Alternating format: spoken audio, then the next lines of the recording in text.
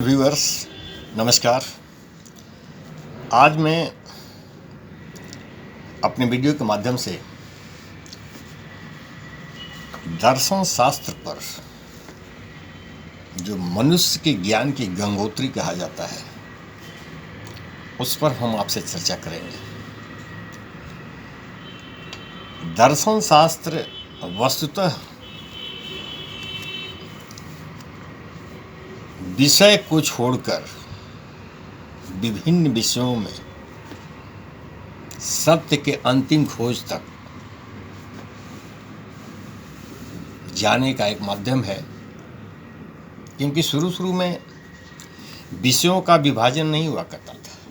इसलिए कभी कभी दर्शन शास्त्र को सभी विषयों की जननी कहा जाता था, मदर ऑफ ऑल सब्जेक्ट्स। दर्शन विज्ञान का विषय नहीं है। इसमें जो कुछ भी अध्ययन किया जाता है, ज्ञान, विवेक, तर्क की कसौटी पर, हाइपोथेसिस पर, यह जीवन क्या है, आत्मा क्या है, परमात्मा क्या है, जीवन की उत्पत्ति कैसे हुई, ब्रह्मांड की उत्पत्ति कैसे हुई, जगत की उत्पत्ति कैसे हुई, इस दुनिया में सूरज, चांद, सितारे, नदियाँ, पहाड़, समुद्र कैसे, इन सारी चीज़ों की व्याख्या दर्शन में है। और हर चीज़ की खोज के लिए स्टार्ट वहीं से हुई, बाद में विषयों का विभाजन हुआ। ये रसायन शास्त्र है, ये भौतिक शास्त्र है, ये समाज शास्त्र है, ये राजनीति शास्त्र है, इस टाइप से। और सभी विषयों में शास्त्र के साथ साथ वो साइंस भी है, परंतु दर्शन शास्त्र एक्चुअली साइंस नहीं है, क्योंकि इसके खोज में किसी एक्सपेरिमेंट की ज़रूरत नहीं हुई। इसलिए दर्शन शास्त्र को विज्ञान नहीं कहा जाता है। इससे निकलने वाले सब्जेक्ट साइकोलॉजी, मनोविज्ञान, रसायन शास्त्र, रसायन विज्ञान, भौतिक शास्त्र, भौतिक विज्ञान, राजनीति शास्त्र, राजनीति विज्ञान, समाज शास्त्र, समाज विज्ञान, परंतु दर्शन शास्त्र है, दर्शन विज्ञान नहीं है।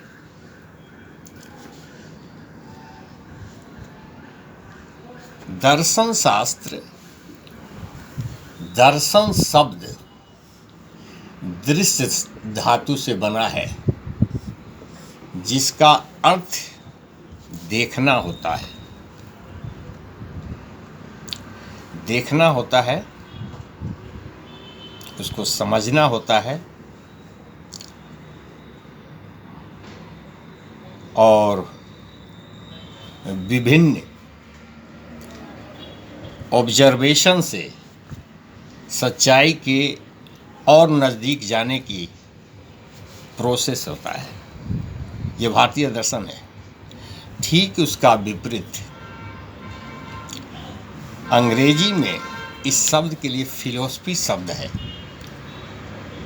फिलोसफी, फिलो और सोफिया शब्द से बना है, जिसका अर्थ होता है, फिलो का अर्थ होता है ज्ञान, सोफिया का होता है ज्ञान के प्रति प्रेम करने वाला। मतलब ज्ञान, नॉलेज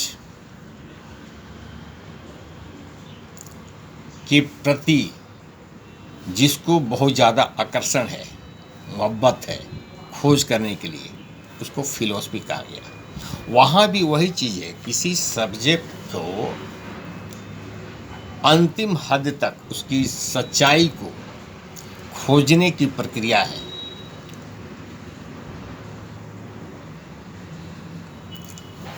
उसको ये दर्शन का विषय है, चाहे वो भारतीय दर्शन हो या पाश्चात्य दर्शन है, जिसको फिलोसफी कहा गया।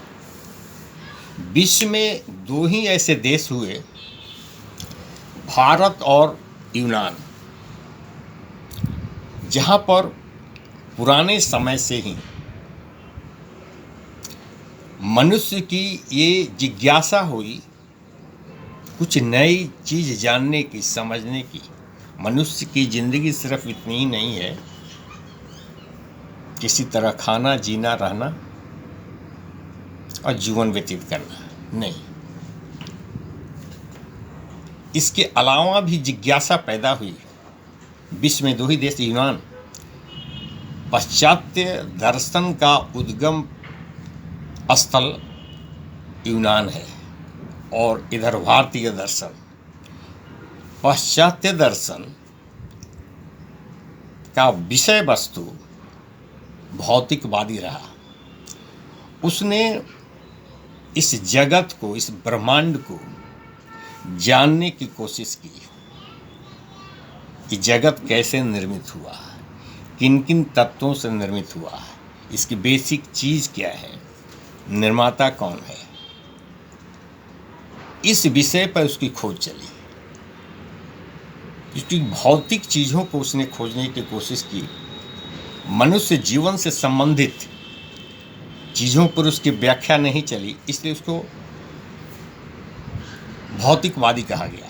उस दर्शन को, पाश्चात्य दर्शन को भौतिकवादी दर्शन कहा गया। भारतीय दार्शनिकों ने या भारतीय चिंतकों ने, पुराने चिंतकों ने जो सोचने की प्रक्रिया शुरू की, तो उसके सामने प्रश्न खड़ा हुआ है, आखिर मनुष्य है क्या, कैसे निर्मित हुआ, किसने निर्मित किया।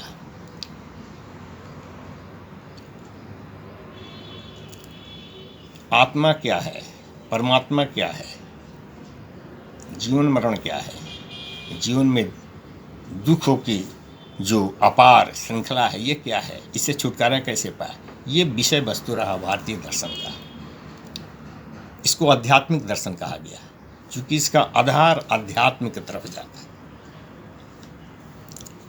तो ये भारतीय दर्शन और पाश्चात्य दर्शन, जो हर दुनिया के सारे विषय वस्तुओं से हटकर कुछ सोच है, इंसान के ज़िंदगी में जो सारी चीज़ें लोग करते हैं उससे हटकर जो सोच है वो दर्शन का विषय है। किसी भी चीज़ की सच्चाई तक जाना, धर्म क्या है, धर्म के विषय वस्तु क्या है, धर्म की उत्पत्ति कैसे हुई, धर्म की उपयोगिता क्या है, ये धर्म दर्शन हो सकता है। जीवन क्या है, जीवन की उत्पत्ति कैसी हुई, उपयोगिता क्या है, कैसे हुई, ये जीवन दर्शन हो सकता है। उसी प्रकार किसी भी सब्जेक्ट का अंतिम सच्चाई खोजने की प्रक्रिया, उस विषय का दर्शन हो सकता है। अब हम देखेंगे कि भारतीय दर्शन जो आध्यात्मिक दर्शन कहा गया या वैदिक दर्शन कहा गया, क्योंकि भारतीय दर्शनों में भारतीय वेदों का बहुत ज़्यादा प्रभाव रहा, इसलिए इसको वैदिक दर्शन भी कहा जाता है। अब क्लियर स्पष्ट दिमाग में करें आप कि भारतीय दर्शन को मुख्यतः दो भागों में बांटा गया, आस्तिक दर्शन और नास्तिक दर्शन। आस्तिक दर्शन और नास्तिक दर्शन। आस्तिक दर्शन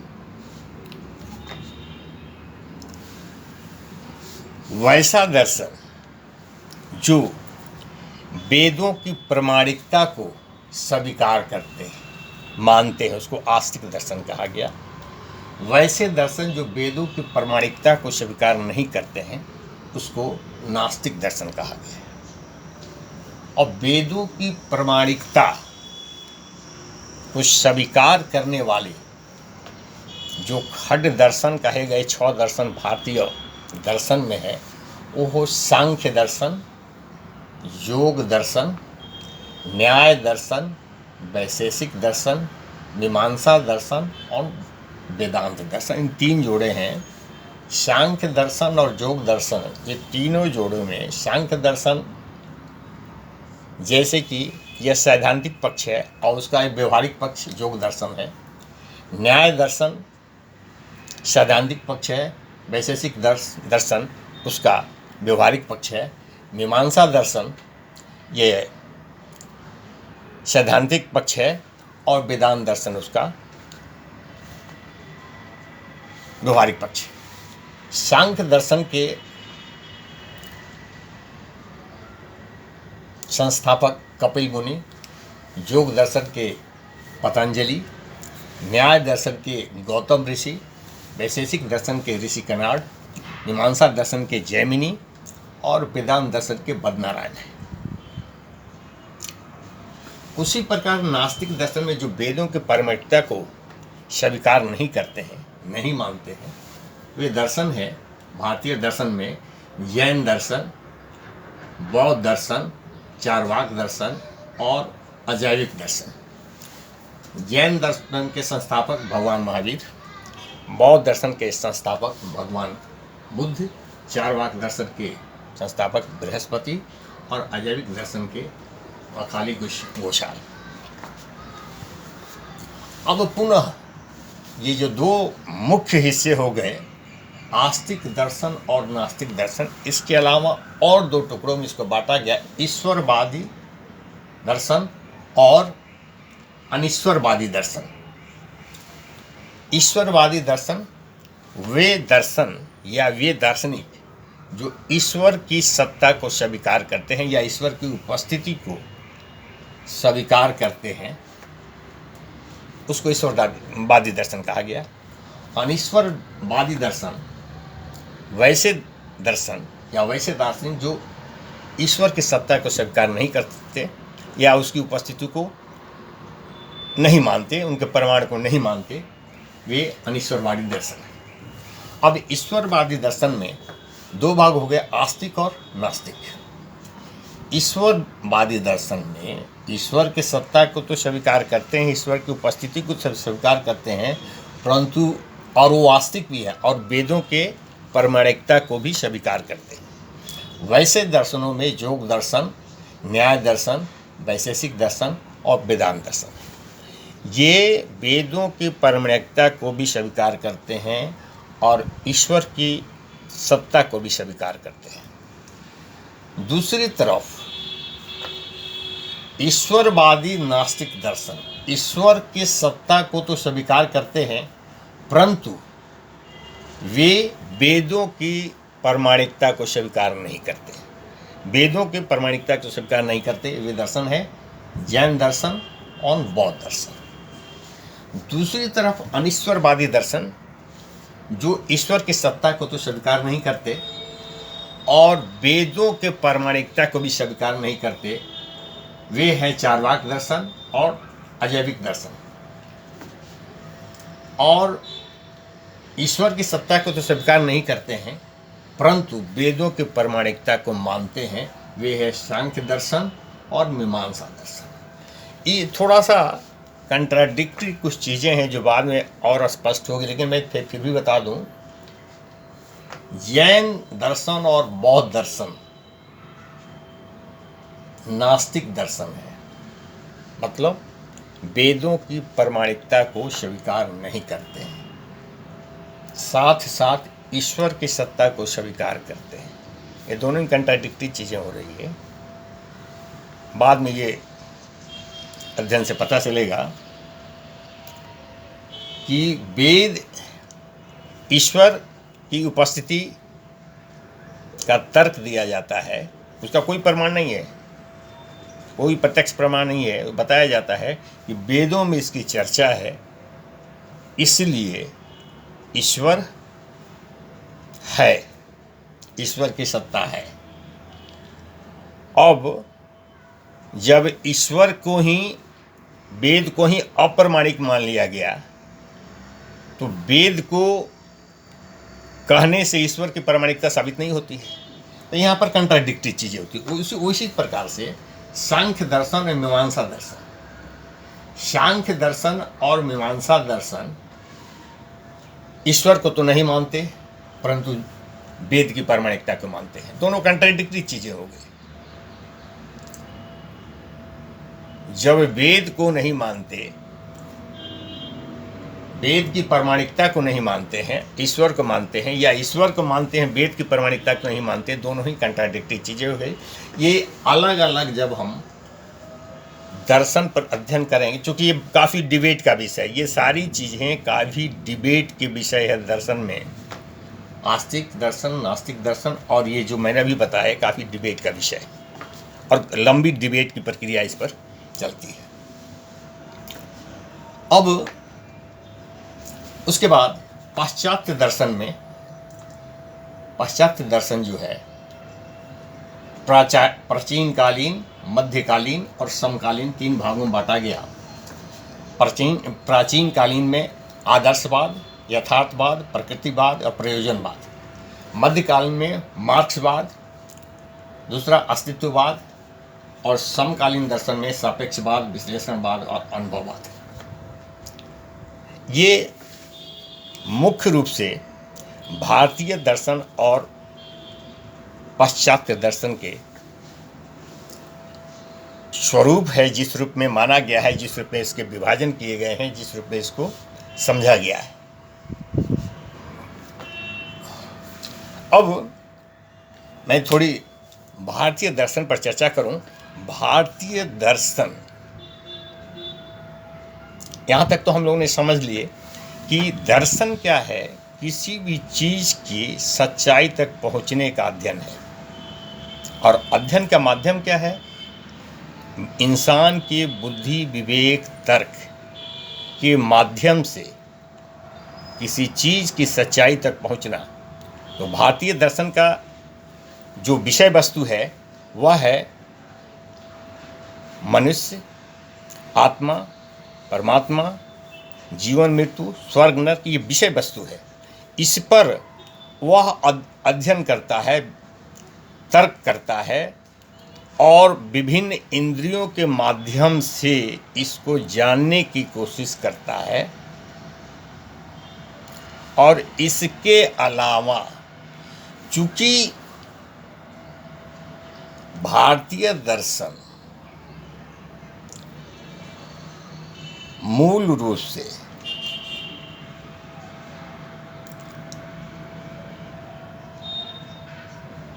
ईश्वर की सत्ता को स्वीकार करता है, और ईश्वर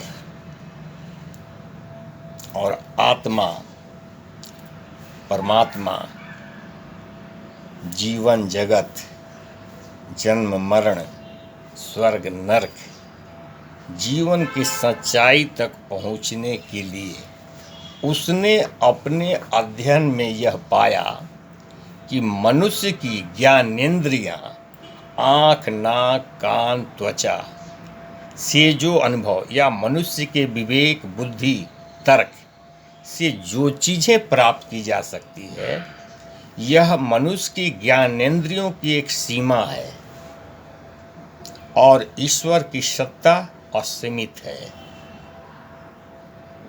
उस असीमित सत्ता तक पहुंचने के लिए यह सीमित शक्ति की इंद्रियों से उसको नहीं पहचाना जा सकता है, वहाँ तक नहीं पहुँचा जा सकता है, क्योंकि इंद्रियों की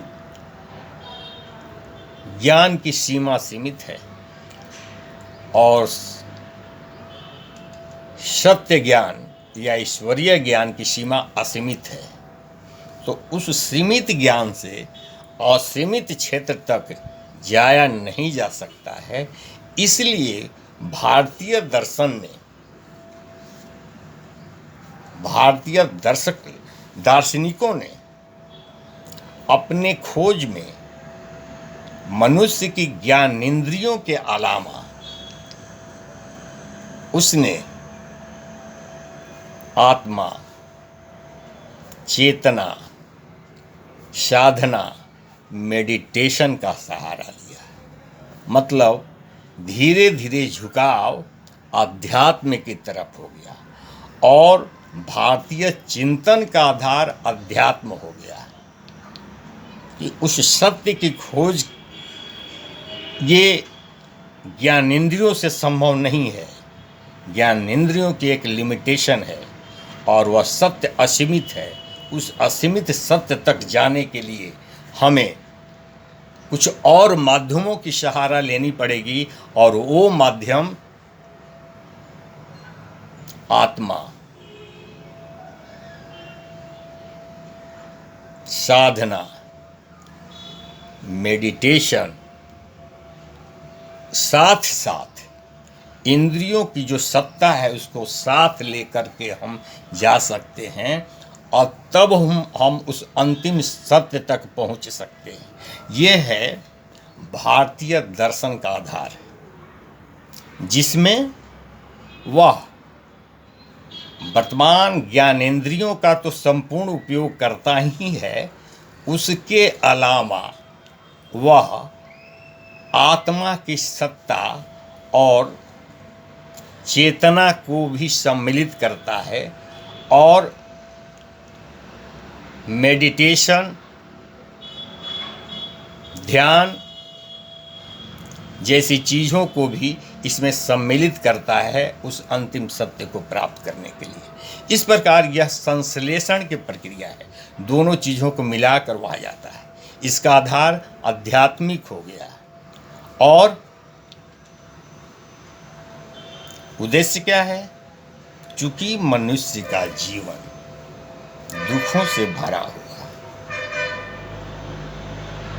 जन्म से मरण तक, तो दुखों से छुटकारा पाने का उद्देश्य है, और यह उद्देश्य ईश्वर की प्राप्ति से संभव है। स्वर्ग की प्राप्ति ईश्वर की प्राप्ति से संभव, ये उद्देश्य है। दूसरी तरफ पाश्चात्य दर्शन भौतिकवादी चीज़ों पर टिका हुआ है। दुनिया क्या है, इसकी उत्पत्ति कैसे हुई, सूर्य चांद सितारे, ये जगत क्या है,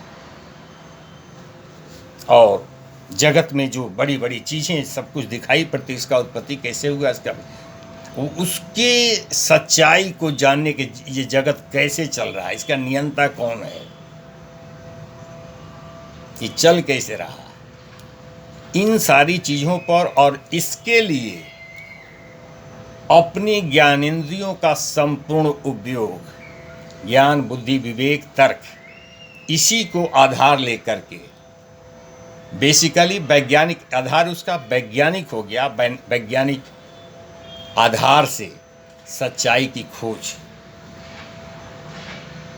ये पाश्चात्य दर्शन का आधार हुआ रहा। तो हम देखते हैं कि कहीं ना कहीं लिमिटेशन है उस सार्वभौम सत्य को खोजने में। उसने मात्र ज्ञान, विवेक, तर्क का ही इस्तेमाल किया। भारतीय दर्शन इसके अलावा भी बहुत सारी चीज़ों का इस्तेमाल कर रहा है उस अंतिम सत्य को खोजने के लिए।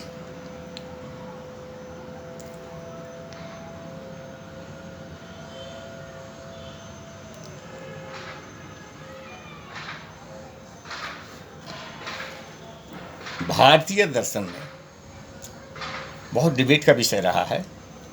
अभी हमने देखा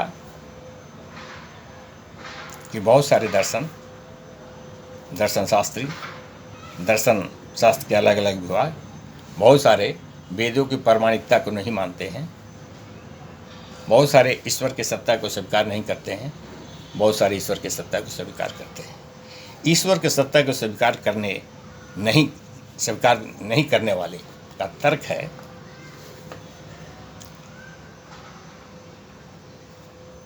कि चूंकि जैसे इसमें बहुत बड़े एक दार्शनिक है चार्वाक दर्शन दुनिया के हर चीज की उपस्थिति का प्रमाण खोजता है, प्रमाण विहीन प्रत्यक्ष प्रमाण खोजता है।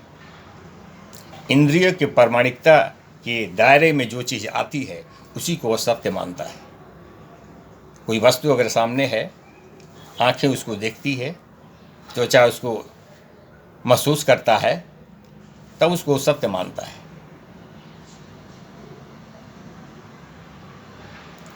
वह प्रत्यक्ष प्रमाण के अलावा अनुमानिक सत्य को सत्य नहीं मानता है। बहुत दूर पर अगर कहीं धुआं निकल रहा हो, आंखों से दिखाई नहीं पड़ रहा है कि वहाँ अग्नि जल रही है कि नहीं, क्योंकि धुआं निकलने का मूल कारण अग्नि का जलना होता है। तो यह अनुमानिक सत्यता है कि वहाँ पर अग्नि होगी, परंतु चारवाक कहता है कि यह धुएं की उत्पत्ति किसी अन्य कारण से भी हो सकती है। उसी प्रकार प्रामाणिक सत्यता के अभाव में वह ईश्वर की उपस्थिति को भी नहीं मानता है कि ईश्वर के उपस्थित होने का कोई प्रमाण नहीं है। परंतु अन्य दर्शन जो ईश्वर की सत्ता को स्वीकार करते हैं, जब तक उनके पास भी कोई ऐसा ठोस प्रमाण नहीं है कि ईश्वर की सत्ता को स्वीकार करने का ऐसा कोई प्रमाण दे सके, वे कहते हैं कि चूंकि वेदों में इसकी व्याख्या है, वेदों के शब्द ईश्वर की उपस्थिति की बात करते हैं, इसलिए ईश्वर उपस्थित है। ईश्वर के उपस्थित होने का उनके पास कोई प्रमाण नहीं है। चारवाक कहता है कि शब्दों की सत्ता को, शब्दों की उपस्थिति को हम प्रमाण नहीं मानते। क्यों कि अगर ईश्वर की उपस्थिति ही संदेहास्पद हो गई, उसका कोई प्रमाण नहीं है, या वेद को ही अप्रमाणिक मान लिया गया, तो अप्रमाणिक वेद अगर ईश्वर की उपस्थिति की बात करता है, वह कैसे मान्य हो सकता है? मतलब एक दूसरे का प्रमाण है, एक दूसरे का प्रमाण है। वेद साक्ष्य है यह ईश्वर की कारण, और ईश्वर उपस्थित है वेद के कारण। इसको साइक्लिक दोष कहा गया है। यह ऐसे ही है जैसे कोई अनजान व्यक्ति दो भाइयों को, राम और श्याम को नहीं जानता है, और किसी से पूछता है कि राम कौन है, तो उसको जवाब मिलता है कि वह श्याम का भाई है, और श्याम कौन है, तो उसको जवाब मिलता है कि वह राम का भाई है। न तो वह राम को जानता है, न श्याम को जानता है। तो पूछने वाले का जवाब तो संपूर्ण संतोषपूर्ण ढंग से नहीं प्राप्त हुआ, तो दोनों ही जवाब अपुष्ट हुए।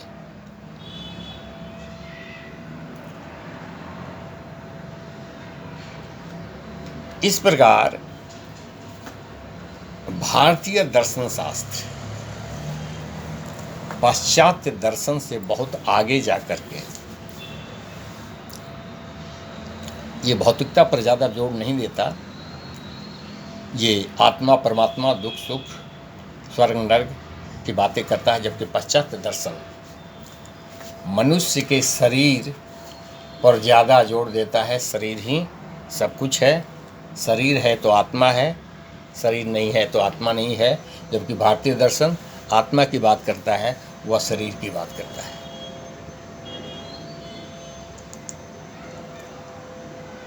उसका विषय वस्तु सुख दुख, स्वर्ग नर्क, आत्मा परमात्मा होता है। इसका मनुष्य के जीवन को खुशी करने के लिए, खुशहाल बनाने के लिए, या ज्ञान पिपासा प्राप्त करने के लिए सारे व्याख्यान होते हैं।